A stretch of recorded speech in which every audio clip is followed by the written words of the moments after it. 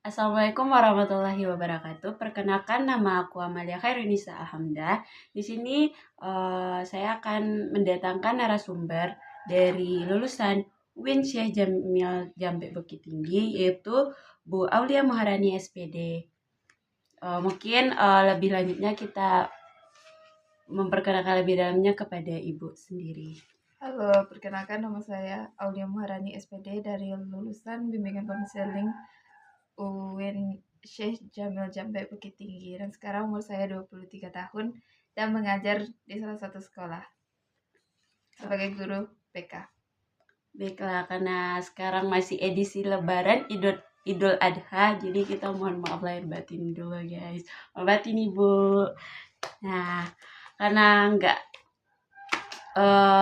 karena aku sudah penasaran banget sama pertanyaan tentang psikologi pendidikan, jadi aku langsung bertanya ke ibunya langsung ya, kayak menurut ibu nih bagaimana memahami psikologi pendidikan dan mengapa bidang ini penting banget dalam konteks pendidikan saat ini? Ya, sekarang ilmu psikologi itu memang penting banget, apalagi untuk di sekolah-sekolah, dikarenakan pentingnya bagi seorang guru atau pendidik untuk mengerti tentang psikologi anak-anak. Apakah bagaimana cara perilaku anak-anak atau bagaimana kebiasaan anak-anak uh, untuk memahami suatu pembelajaran yang akan didapati dari berbagai guru.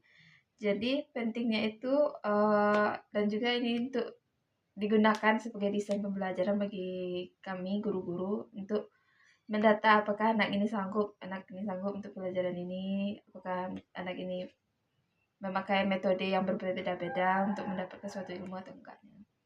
Hmm, Terus pertanyaan selanjutnya ini ya Bu, bagaimana sih dan Ibu mendukung siswa yang berkebutuhan khusus dalam belajar di kelas reguler?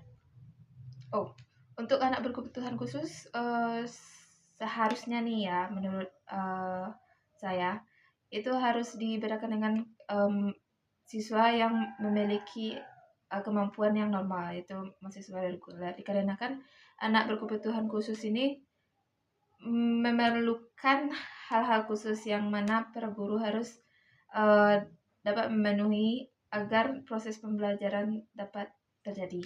Contohnya, kalau dimasukin nih anak-anak ini ke kelas reguler, maka ya pace kita untuk mengajar juga harus sama.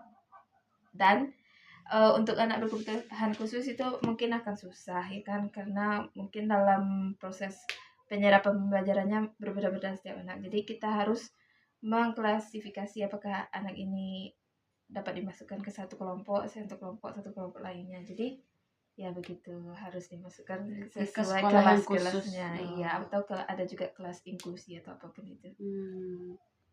Ya, pertanyaan selanjutnya lagi nih ya Bu. Menurut Ibu bagaimana sih melihat peran keluarga dalam mendukung pembelajaran siswa? Pembelajaran siswa. Iya. Oh, untuk dalam psikologinya kita harus juga mengetahui nih ke background suatu suatu satu siswa, di mana kita dapat melihat anaknya gimana nih di rumah, apakah keluarganya mendukung atau enggak, apakah keluarganya dapat membantu dalam proses pembelajaran apa enggak. Jadi peran orang tua sangat penting juga, gimana kalau soalnya dari saya sebagai guru, saya dapat mendata anak-anak tersebut, gimana nih progres anak-anak ini belajar.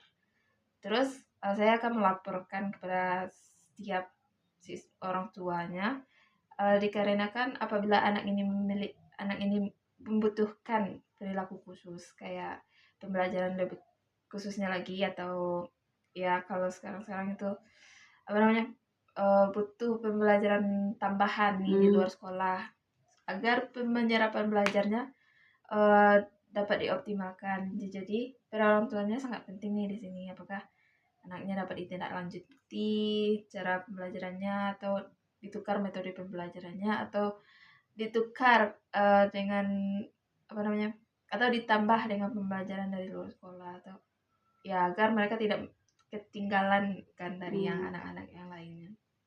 Jadi iya seperti itu. Dan juga mereka orang tua juga menjadi mitra komunikasi bagi kami guru-guru di sekolah, karena kan kami di sekolah kan juga nggak tahu nih anaknya kepribadian Iya. gimana. Iya. Terus kita butuh orang tuanya secara langsung, karena orang tua lebih tahu dong anaknya kayak gimana. Jadi ya kita juga harus tahu nih gimana anaknya di rumah, gimana anaknya di sekolah, nanti dia jadi mitra. Jadi kita komunikasi, saling interaksi agar anaknya dapat ya menjadi siswa yang baik. Oke. Terus sebagai ibu, kan ibu guru dan pengajar ya. Jadi apa sih tantangan terbesar yang ibu antisipasi dalam menerapkan prinsip-prinsip psikologi pendidikan dalam praktik mengajar? Tantangan terberat. Ya, tantangan terbesarnya itu apa? Oh, pribadi suatu kesusahan challenge bagi saya itu ialah keberagaman anak-anak mahasiswa, anak-anak siswa-siswa nih. Soalnya kan setiap individu beda personality. Jadi ya kita juga harus menanggapi sesuai dengan personality mereka. Jadi kita nggak bisa nyamain nih, bikin satu kita generalisasi, nggak bisa. Jadi kita sebagai guru yang paham akan psikologi anak-anak, kita juga bakal memilih metode apa yang diberikan kepada setiap anaknya. Misalnya ini anak butuh perhatian khusus, kita bakal kasih perhatiannya. Terus ini anak butuh dukungan atau mental support mentalnya, kita bakal kasih. Kalau anak ini butuh untuk achieve di bagian pembelajaran, kita bakal kasih seperti itu.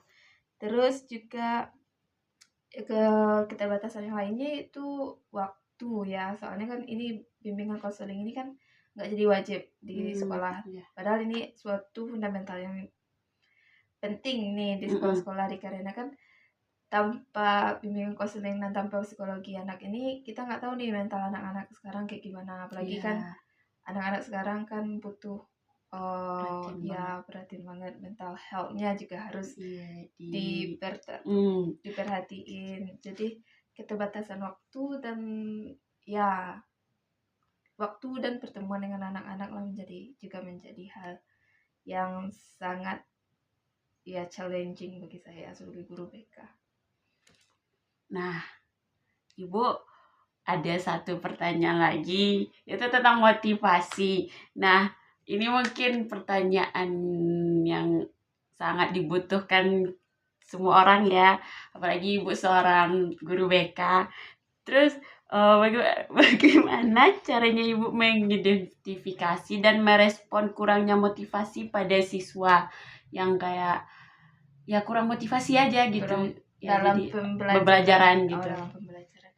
Untuk memotivasi siswa sih, saya sebenarnya gimana ya bilangnya, motivasi kan datang dari diri sendiri nih, introspeksi diri. Tapi sebagai guru kita bakal mendukung dan memotivasi siswa-siswa tersebut dengan memfasilitasi kayak menjadi tempat mendengar mereka. Kalau mereka memiliki suatu kesusahan, kita bakal bersedia untuk menjadi pendengar yang baik, terus kasih solusi. Dan kita juga harus mencari tahu nih apa nih masalah-masalah mereka, dan tanpa mereka ketahui itu adalah suatu masalah bagi mereka. Jadi kita juga mengungkapkan suatu perasaan yang tersembunyi nih bagi siswa-siswa nih, menjadi masalah mereka tidak termotivasi dalam pembelajaran. Apakah masalah gurunya, apakah masalah teman-temannya, apakah masalah pembelajaran yang susah. Jadi kita harus mencari semuanya, mencari tahu apakah itu permasalahannya bagi setiap siswa.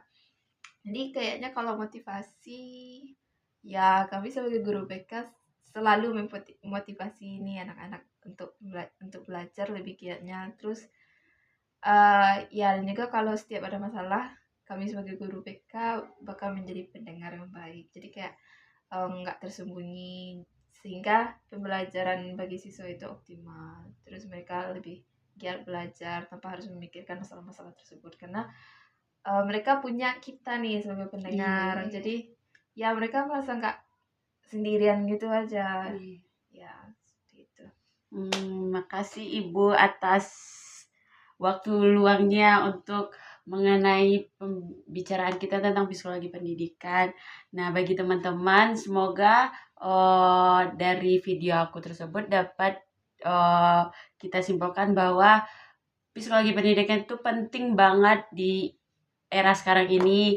Nah, semoga dengan video ini bisa menyampaikan saluran pendidikannya ke yang menonton. Terima kasih Bu atas partisipasinya. Sama-sama. Dan see you guys. Dadah.